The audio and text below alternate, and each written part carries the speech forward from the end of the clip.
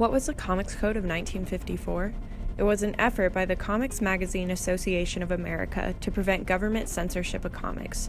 Perhaps the loudest of comics critics was Dr. Frederick Wortham. Wortham, a psychiatrist, believed that comic books were a key contributor to juvenile delinquency, homosexuality, and violent crime. Senate hearings were held to determine if comic books were truly dangerous. Dr. Wortham testified, stating that he believed comic books were a public health problem and that they shouldn't be sold to children.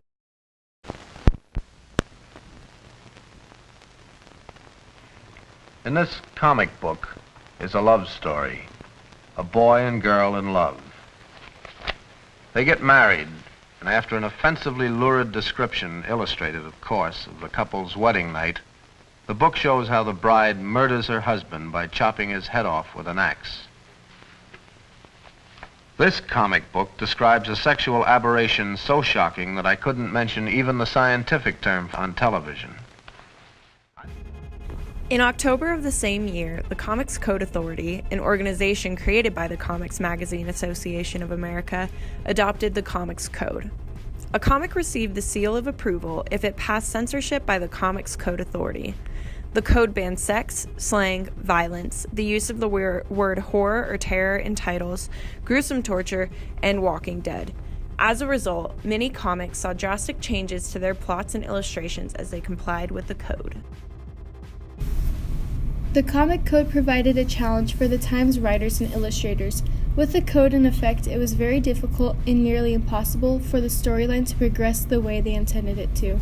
Despite this, the writers and illustrators found ways of how to, quote, get crap past the radar, unquote.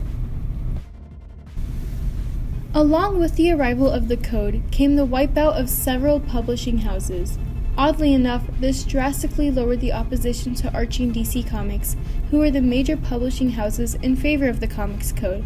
However, the publisher EC Comics did not give up that easily.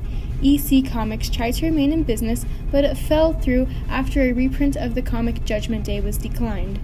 The major reason why Judgment Day failed was because it featured an African-American character, and the head of the Comics Magazine Association of America was extremely racist.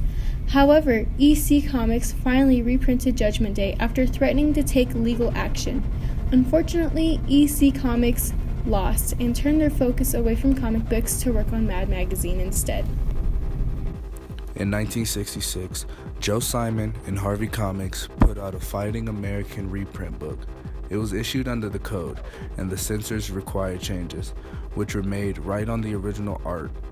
On the first panel of the second page, an ice pick, clearly visible in the original printing, was removed from the man's hand, and some of the text was altered. Only 4 publishers remained active in the Comics Magazine Association of America during the late 1970s and 1980s: Archie, Marvel, Harvey, and DC.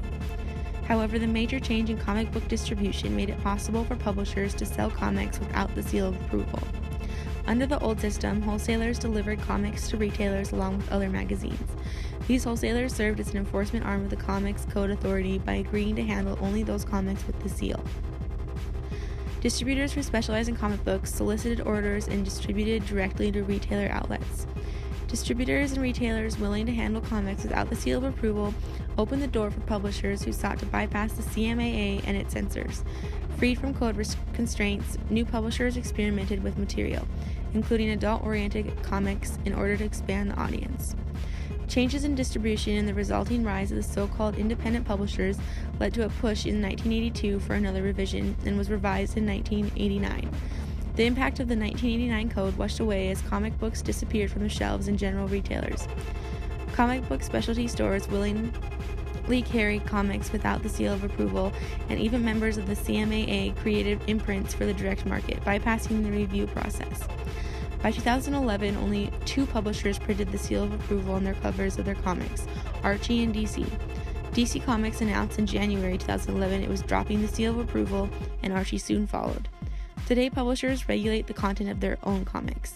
The demise of the Comics Code Authority and its symbol, the seal of approval, marks elimination of industry-wide self-regulation against which there is little recourse.